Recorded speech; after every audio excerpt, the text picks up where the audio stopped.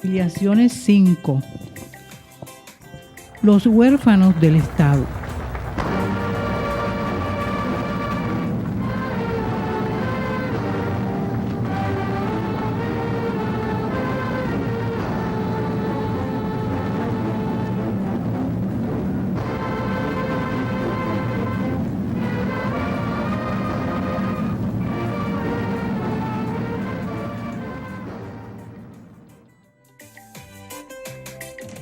En la actualidad se nos supone hijos doblemente, de unos padres e hijos de una referencia, de un Estado.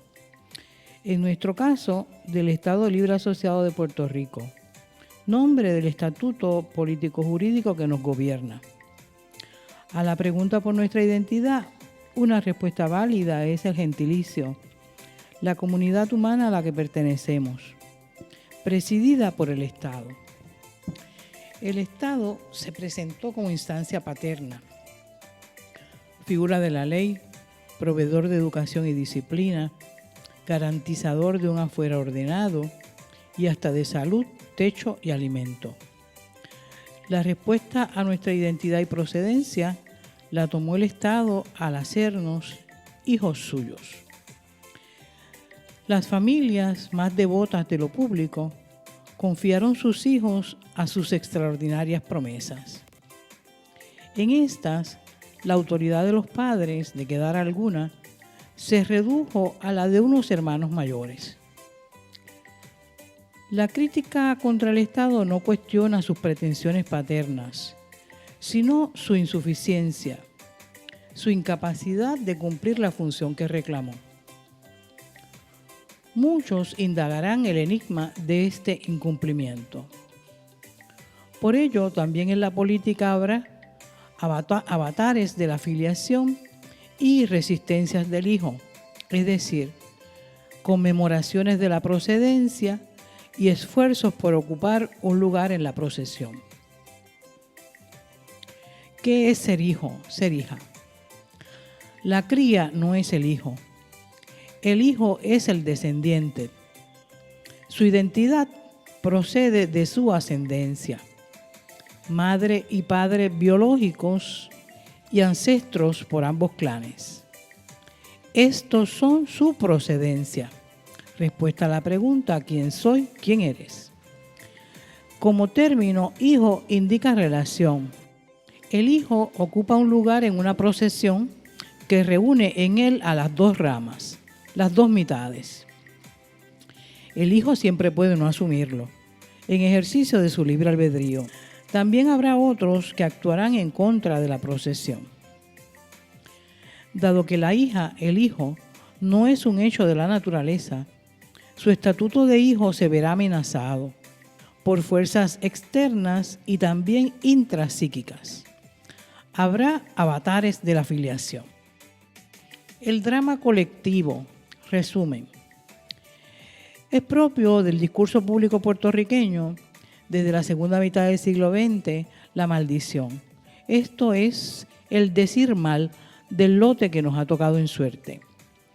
El maldecir que pienso aquí tiene dos elementos correlativos y otro consecuente.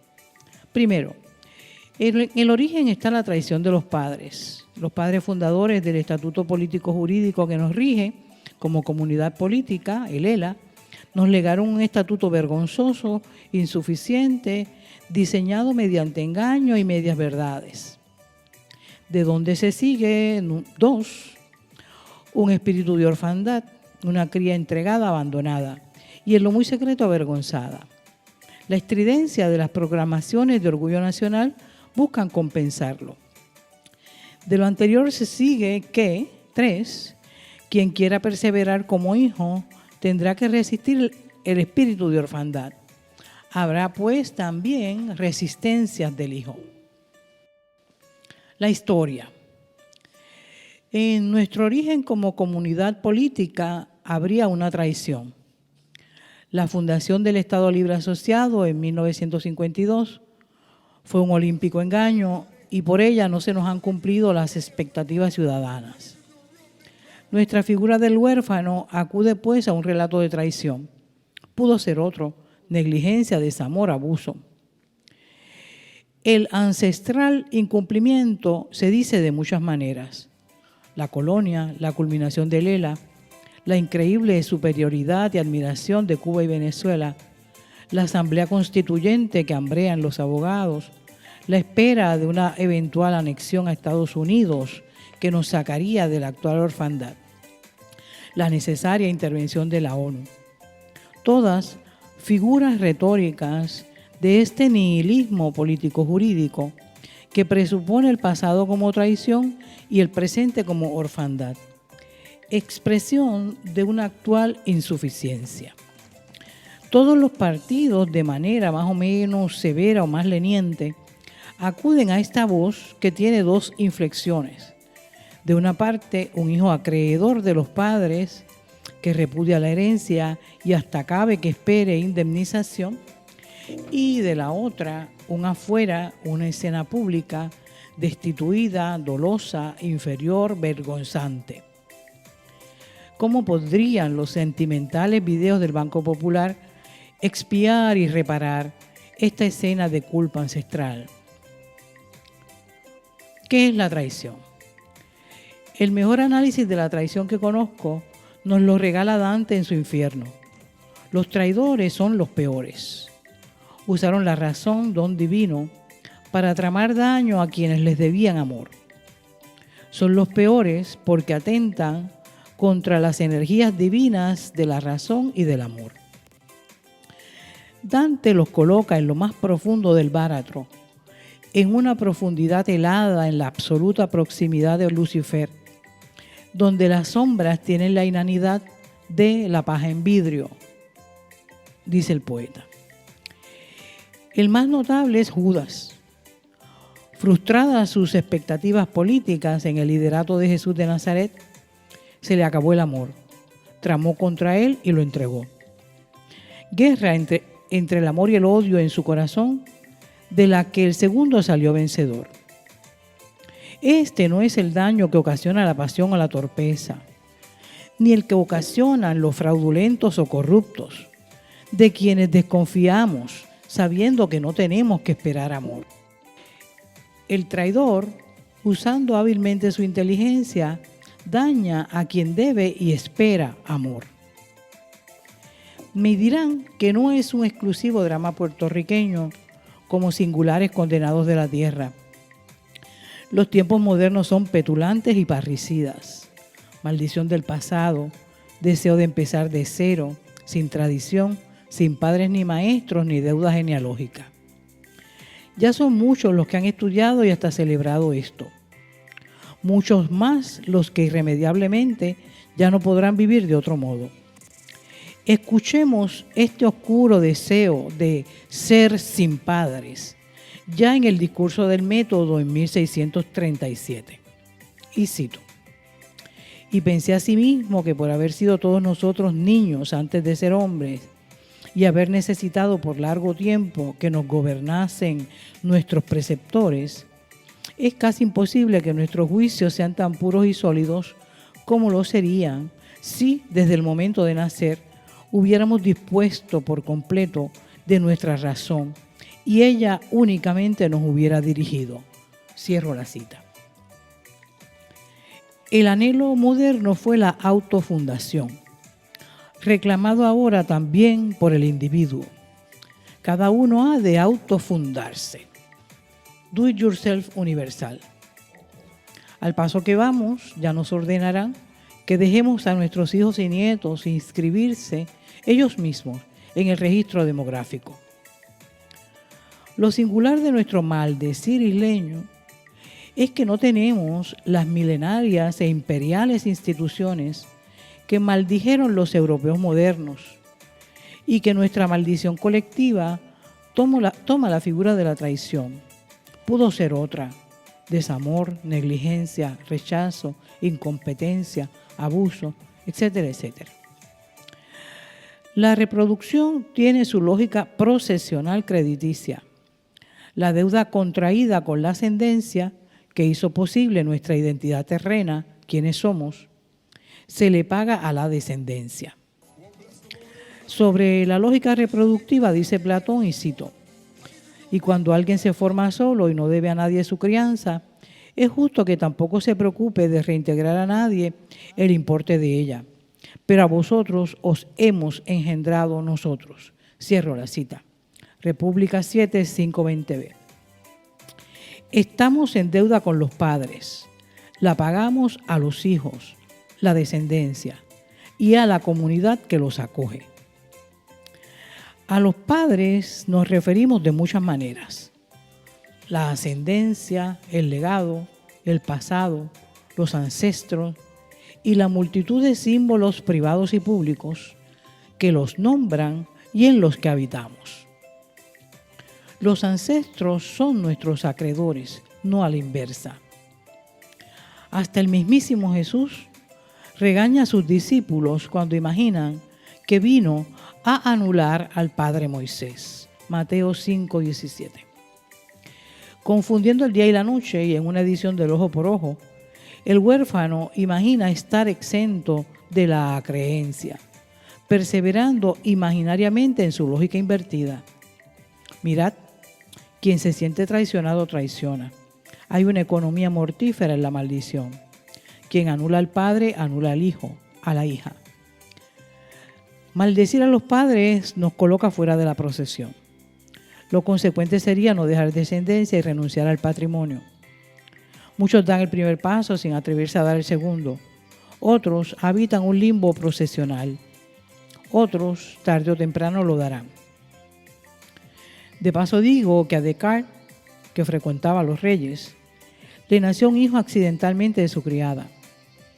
Que Kant, quien radicalizará el ataque a la tradición, no tuvo familia. Y los horrores de Carlos Marx los dejo a la curiosidad del lector. Si creyéndonos mejores maldecimos el legado, si las generaciones que nos precedieron solo nos legaron engaño y error, ¿quién podría en su sano juicio asumirlo, ocupar su lugar en la procesión? Y además, ¿cómo se hace una sociedad? Esto es, lazos de palabra y confianza, cuando se ha elevado a principio político la petulancia. Criminalizar el pasado es la manera de creerse mejores, enseña Jesús, Mateo 23:30. Maldición del origen, maldición del afuera. La traición en nuestro origen fundacional y la correlativa orfandad llevan aparejadas una maldición del afuera que multiplica huérfanos y víctimas. Porque hay una complacencia infantil oscuramente edípica en esta destitución de la escena pública. Cuando la palabra me requiera para comerciar con este exterior destituido, será solo la ocasión propicia para sumarme al discurso de la maldición. Lleno mi vacío haciéndole un vacío al otro, haciendo mías las palabras de Simone Weil. Descalifico ese afuera que nos obliga a lavarnos la cara y perfumarnos la cabeza. Mateo 6:17. Algunos de mis jóvenes estudiantes, pocos, pero capaces de sembrar el terror en sus colegas y en el recinto, ya sin haber cumplido su segunda década, auguraban metafísico fracaso para ellos, sus colegas y la sociedad entera. La esfera pública, el estudio y el conocimiento, la prosperidad, la ley, el trabajo y las instituciones, en fin, el afuera, les aparecía como madriguera de maleantes. Felizmente, la mayoría veía la institución y sus muchísimas limitaciones, pero entendía que era posible que creciera y mejorara sin tener que maldecirla e implosionarla. Como dice Descartes, en un momento menos delirante de su invitación a destruir lo recibido, cito, esos grandes cuerpos son difíciles de levantar cuando se han caído y aún de sostener cuando vacilan, y sus caídas son necesariamente muy duras. Cierro la cita. La orfandad puertorriqueña tiene un carácter portátil y ahistórico. No importan los éxitos, todo lo que el prójimo haga por ayudar, ni a dónde les lleve la vida. Preso en Puerto Rico, premiado escritor o congresista en Washington, no habrá manera de salir de esta estructura psíquico-anímica de orfandad. Tiene además un carácter axiomático. En la interlocución se da por supuesto que también nosotros la padecemos. No hay manera de constituirse como sujeto de conocimiento y palabra si no es desde la posición y voz del huérfano, figura de la víctima. Hay que estar vigilantes porque como tinta de calamar se esparce el espíritu de orfandad y hasta se nos contagiará amargándonos la vida. Los esfuerzos por anular al padre fracasan. La procesión siempre triunfa. Los hijos ocuparán su lugar en la procesión. Distingo 5 figuras de hijos del Estado Libre Asociado. Primero, los candidatos y la multitud que sirve al orden institucional estatal, felizmente, tan pronto juran su cargo, se acogen a trabajar con los recursos que la historia les ha legado y a avanzar en el orden procesional jerárquico. Algunos aumentarán los prestigios del cargo, otros pretenderán que sea el cargo quien les prestigie y orgullosos colgarán sus retratos en la pared, ocupando su lugar en la procesión como quien hace una ablución. Segundo, también emergerá una estela de exitosos profesionales de la orfandad, quienes, sumándose a las voces precedentes, dominarán la escena pública por su dominio del discurso del hijo traicionado, llenando las ondas de la radio, la prensa, la cultura, con sus denodados esfuerzos por anular al padre. El dominio escénico del drama de la orfandad ya es condición de posibilidad de una carrera mediática o política. 3. Para los que no puedan con la orfandad isleña, siempre está disponible la emigración a los estados. Estos trasladan allá su anhelo de procesión o su orfandad y su acreencia. 4. Policías, cárceles, manicomios, drogas, psicólogos, psiquiatras, abogados se ocuparán de paliar y administrar la orfandad crónica, que afligirá especialmente a aquellos que fueron prematuramente confiados a las promesas paternales del Estado. Podrá observarse una sinergia entre estas 4 figuras de hijos del Estado en Puerto Rico, una colaboración sistémica para que la máquina estatal opere y perdure. La 5ª figura del hijo del Estado es el ciudadano común, quien llevará a la peor parte, porque tendremos que habitar este orden hospiciano y parlanchín en el que habrá que criar a los hijos, trabajar y prosperar, resistiendo a la industria de la orfandad. Igual que nuestros padres, también nosotros habitamos la región de lo posible.